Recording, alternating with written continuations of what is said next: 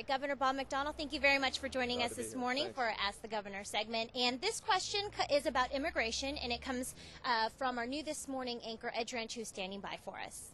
Governor, we're getting a lot of questions on our Facebook page, WHSV TV through Daybreak. Here's what Christy Thornton wants to know.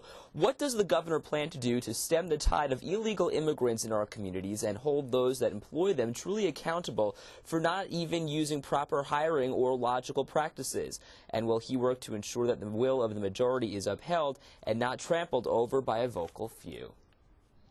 This issue of illegal immigration, I think, is very important. It's obviously one that's been discussed a lot nationally. The frustrating part for me as a governor and for most governors is the federal government has not done its job.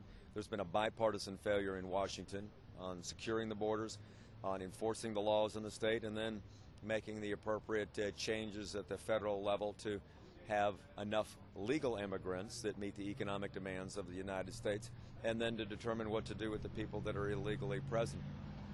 What I've tried to do with the very limited authority we have at the states is in the criminal justice contents, for instance, is to be sure that people that are arrested for a serious crime, we find out their legal presence status immediately, and then those ones that are illegally present, they are held with no bond until trial.